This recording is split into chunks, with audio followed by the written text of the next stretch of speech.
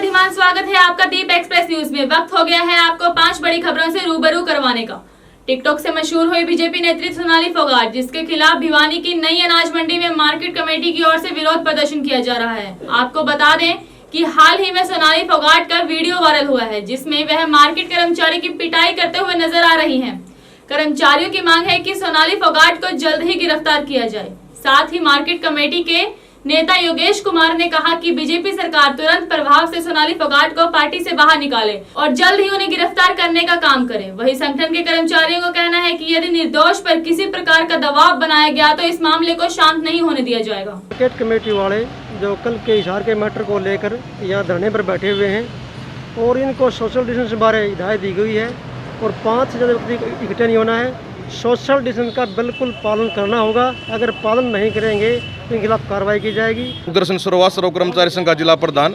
आज का जो हमारा जो यहाँ धरना है वो जो कल हिसार के अंदर जो मार्केटिंग कमेटी के जो सेक्रेटरी के साथ जो बीजेपी की नेत्री उसने जो बदतमीजी की है और उसके साथ जो मारपीट की है उसके खिलाफ धरना है और हम सरकार से मांग करते हैं कि उसके खिलाफ तुरंत कार्रवाई करे और उसको गिरफ्तार करे। अगर सरकार गिरफ्तार नहीं करती है तो कर्मचारी एक बहुत बड़े आंदोलन की तरह अग्रसर होंगे और उसकी जिम्मेवारी प्रदेश सरकार की होगी। हमारा एक ईमानदार सेक्रेटरी सुल्तान सिंह जो हिसार में कार्यरत थे, सोनाली फोगाट ने चप्पलों से 24 घंटे ड्यूटी करने वाले कर्मचारियों के चप्पलों से पिटाई की। इससे ज़्यादा मजाक और क्या होगा, इससे ज़्यादा बेइज्जती और क्या होगी। सरकार मुख्यमंत्री जी बताते हैं हम बहुत ईमानदार हैं, लेकिन अभी ईमानदारी कहाँ गई।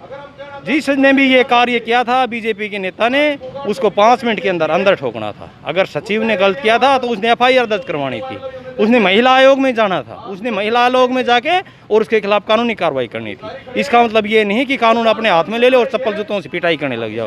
तो वहीं 8 जून से यानी कल से देश के सभी धार्मिक स्थलों को खोला जाएगा, जिसको लेकर अयोध्या में भी तैयारी शुरू कर ली गई है। मंदिरों में पूरी तरह से सैनिटाइज किया जा रहा है। वहीं सरकार की गाइडलाइन को लेकर महंत रामदास ने कहा कि मंदिर में केवल एक साथ 5 श्रद्धालुओं को ही प्रवेश मिलेगा। यदि किसी भी श्रद्धालु में कोरोना के लक्षण हैं तो उसे मंदिर में नहीं जाने दिया जाएगा। इससे पहले वो मंदिर के गेट पर रखे सैनिटाइजर को खुद से सैनिटाइज करेगा। चेहरे पर मास्क पहनना बहुत ही जरूरी है। बता दें आपको कि प्रसाद ना ही चढ़ाया जाएगा और ना ही लिया जाएगा। सोशल डिस्टेंसिंग का पूरी तरह से ध्यान रखा जाएगा। घंटी बजाने और मूर्ति छूने पर पाबंदी लगा दी गई है। वहीं दूसरी तरफ अयोध्या नगर निगम के महावीर ऋषिकेश उपाध्याय ने कहा, ऐसे में नगर निगम भी मुस्तैद हो गया है। वहीं दूसरी तरफ अयोध्या नगर निगम के महावीर ऋषिकेश उपाध्याय ने कहा, ऐसे में नगर निगम भी मुस्तैद हो गया है। उन्होंने कहा कि भारत सरकार के निर्देशों का पालन करवाया जाएगा और सोशल डिस्टेंसिंग का ध्यान भी रखा जाएगा। इससे हम लोगों ने सब तैयारी कर लिया है और उसके साथ साथ जो है एक बैनर बनवा दे रहे हैं जिसमें सभी दिशा निर्देश होंगे मंदिर में। और मुख्य द्वार पर जो है जो लोग दर्शन करने पैदल आएंगे वो लोग एक स्थान में जूते उतारेंगे, पैर हाथ धोएंगे, हैंड वॉश करेंगे, सैनिटाइज की व्यवस्था रहेगी मंदिर की। और मंदिर न फूल माला चढ़ेगा न प्रसाद चढ़ेगा और न यहाँ से प्रसाद दिया जाएगा।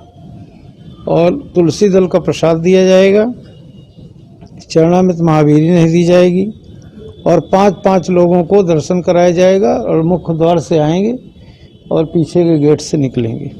चरखी दादरी में कोविड-19 के दौरान जिले भर की खाप पंचायतें भड़की हुई हैं। आपको बता दें हाल ही में दादरी में कोरोना संक्रमित व्यक्ति की मौत हुई है, जिसको लेकर खाप पंचायतों ने आरोप लगाया है कि कोविड अस्पतालों में सुविधाओं की कमियां हैं और साथ ही उन्होंने सरकार के स्कूल खोलने के निर्णय का भी विरोध किया है।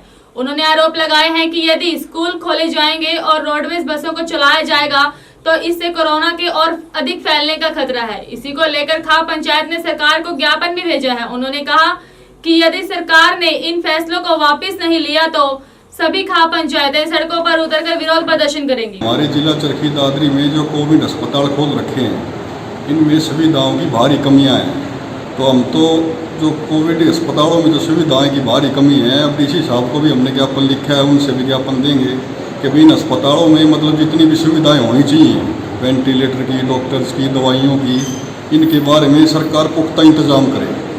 और एक जैसे स्कूलों के बारे में सुनने में आ रहा है कि जुलाई में स्कूल खोलने जा रही है सरकार। भाई पूरी जिले की खाप इस बात का विरोध करती हैं कि भाई स्कूल खुलना अब फिलहाल के हालात के अनुसार गलत है, स्कूल खुलने नहीं चाहिए। यदि सरकार ऐसा करती है तो जिले की सभी खापें एकजुट होकर मतलब इस बारे में कोई मतलब कड़ा डिसीजन ले सकती हैं तो हमारा सरकार से ये अनुरोध है, एक तो अस्पतालों में सारी सुविधाएं दी जाएं, डॉक्टर्स की, दवाइयों की, हर चीज़ की, और ये स्कूल वगैरह नहीं खोले जाएंगे। वहीं सिरसा कालावली में खालिस्तान के पोस्टर लगाए जाने का मामला सामने आया है। आपको बता दें कि ये पोस्टर गुरुद्वारे, मंदिर सहित अन्य जगहों पर लगाए गए हैं, जिनमें खालिस्तान जिंदाबाद अंकित किया गया है। पोस्टर में जून 1984 न भूलने वाला न बख्शने वाला भी लिखा गया है। वहीं डीएसपी राजेश कुमार ने इस मामले की जांच शुरू कर दी है और लोगों से पूछताछ भी की है। डीएसपी राजेश कुमार ने बताया कि पुलिस ने पोस्टर उतरवा दिए हैं, जांच के बाद आगामी कार्रवाई की जाएगी। आज कालावाली शहर में सुबह सुबह सूचना मिली थी कि कुछ जगहों पे कुछ ऐसे पोस्टर्स लगे हुए हैं जो कुछ धार्मिक सौहार्द को बिगाड़ सकते हैं। तो इसलिए प्रबंधक थाना कालावाली और डीएसपी डब्बावाली और मैं राजेश डीएसपी सिरसा, हम सारे वहाँ पहुँच गए थे। तो पोस्टर्स वहाँ से सुबह ही हटा दिए गए थे और उसमें एफआईआर दर्ज करके इन्वेस्टिगेशन अभी शुरू कर दी गई है। और उसमें क्राइम की टीम, साइबर सेल और हमारे लोकल जो पुलिस है, एसएचओ, सिक्योरिटी इंचार्ज, वो सारे लगाए हैं। संभावना है कि जल्दी ही इसमें कुछ ना कुछ वर्कआउट करेंगे। जैसा कि आप सब जानते हैं, सिंगल यूज प्लास्टिक को पीएम मोदी जी ने 2 अक्टूबर 2019 को पूरी तरह से बैन कर दिया था। इसी को लेकर रेवाड़ी के मोहल्ला विकास नगर निवासी 12वीं कक्षा की छात्रा नंदिनी और 9वीं कक्षा में पढ़ने वाला छात्र हर्ष लोगों को पॉलीथीन का इस्तेमाल न करने के लिए जागरूक कर रहे हैं। आपको बता दें कि नंदिनी और हर्ष ने लॉकडाउन में समय का ठीक से सदुपयोग किया और घर पर ही रहकर कपड़े के हजारों थैले बनाए। साथ ही उन्होंने कोरोना से लड़ने के लिए मास्क भी तैयार कर लोगों में बांटे हैं। नंदिनी ने बताया कि लोगों को कपड़े से बने थैलों का इस्तेमाल करना चाहिए। पॉलीथीन में पर्यावरण दूषित होता है तो मनुष्य की सेहत के लिए हानिकारक भी होता है। कोरोना वायरस भी प्लास्टिक पर ज्यादा समय तक जिंदा रहता है और कपड़े पर कुछ समय के लिए ही रहता है, इसलिए लोगों को कपड़े से बने थैलों का इस्तेमाल ही करना चाहिए। हमने लॉकडाउन के समय में हमें पर्याप्त समय मिला है। हम लॉकडाउन के दौरान हमने बहुत ज़्यादा मास्क और थैले बनाए हैं। जब हम स्कूल में जाते थे तब हमें इतना पर्याप्त समय नहीं मिल पाया था। अब हमने समय का सदुपयोग करा है और मास्क बनाना शुरू कर दिया है। हाँ, हमने 2 साल से मेरी दीदी ने और हमने मुहिम चला रखी थी ताकि देश प्लास्टिक मुक्त बन जाए। इतने दिनों से इसे लॉकडाउन चल रहा है तो हम लोगों ने भी सोचा कि लॉकडाउन का क्यों ना फ़ायदा उठाना चाहिए। तो जैसा कि हम लोगों ने अपना प्लास्टिक मुक्त अभियान शुरू कर रखा है काफ़ी सालों से, तो उसी को हमने आगे बढ़ाते हुए जब हम स्कूल जाते थे तो हमारे पास बहुत ही कम समय होता था अपने इस अभियान की तरफ, मतलब अपने एफर्ट्स डालने के लिए हमारे पास कम समय होता था। लेकिन अब हमारे पास पर्याप्त समय है तो हम लोगों ने उस समय का सदुपयोग किया और हम लोगों ने और थैले बनाना शुरू कर दिया और हम लोग ये थैले वितरित भी करते हैं लोगों के बीच में। अब जैसा कि कोरोना वायरस एकदम से शुरू हुआ तो लोग ये समझने भी लगे कि प्लास्टिक के ऊपर जो कोरोना वायरस है वो बहुत देर तक, काफ़ी घंटों तक, जब मैं कहूँ कम से कम भी 3 दिन तक प्लास्टिक के ऊपर वायरस रहता है, जबकि कपड़े के थैले पर वो कुछ ही घंटों में हट जाता है। तो अब लोगों को भी इस चीज़ का पता चल रहा है कि हम लोगों को कपड़े के थैले का प्रयोग करना चाहिए। तो हम लोग ये मैसेज भी पहुंचाना चाहते हैं कि कपड़े के थैले का प्रयोग करो, क्योंकि कपड़े के थैले को प्रयोग करने की सार्थकता ज़्यादा है। और जैसे कि ये कोरोना वायरस जो हमारे यहाँ पे चल रहा है आजकल, तो इससे हमें, जैसे कि मोदी जी ने बताया हमें कि आप लोग मास्क अपने घर पे भी मतलब मास्क बना सकते हैं, तो हम लोगों ने मास्क बनाना भी शुरू कर दिया और हमने मास्क भी बांटना शुरू कर दिया लोगों के अंदर। जो भी फेरी लगाने के लिए हमारे घर के आसपास लोग आए, ये जितने भी लोग आए, हमने उन सबको जागरूक किया और उन सब के बीच में मास्क वितरित किए। अब जैसा कि हम लोग देख सकते हैं कि लॉकडाउन के वक्त जो प्रकृति है उसकी असीम और अनंत सुंदरता दिखाई दे रही है, दिखाई दे रहा है कि प्रकृति कितनी सुंदर है। तो ये किस लिए हुआ? क्योंकि लॉकडाउन के बीच में पोल्यूशन नहीं हो रहा, सारी इंडस्ट्रीज़ बंद है, प्लास्टिक का उपयोग कम हो रहा है। तो इससे हमें एक सीख लेनी चाहिए कि हमें अपनी जो हमारी प्रकृति है उसे इतना ही मेंटेन रखना है, जितनी साफ़ और सुंदर स्वच्छ अब है वो लॉकडाउन के बाद भी और इसके दौरान भी हमें इसको इतना ही सुंदर रखना है। और हम लोग प्लास्टिक का उपयोग कम करेंगे अब तो हम इस धरती को बचा पाएंगे, अपने पर्यावरण को दूषित होने से बचा पाएंगे और इसे स्वस्थ और सुंदर बना पाएंगे।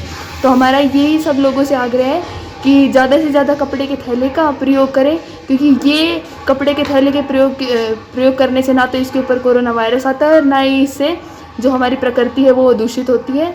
और जैसा कि कपड़े का मास्क सब लोग लगाए रखें और भी जैसा भी मास्क आप सभी को मिले मास्क ज़रूर लगाएं, क्योंकि कोरोना ये जो एक ऐसा पेंडेमिक पूरे संसार में आया हुआ है, इससे बचने के लिए ये ज़रूरी है कि हम लोग सारी एहतियात बरतें और अपने स्थानीय प्रशासन, अपने देश में जितने भी मतलब रूल निकाले हैं गवर्नमेंट ने, सब लोग उसका अच्छी तरह पालन करें और इस महामारी से लड़ने में हम सब का साथ ही देश को आगे ले जाएगा और हम लोग जल्द ही इस महामारी से मुक्त हो जाएंगे।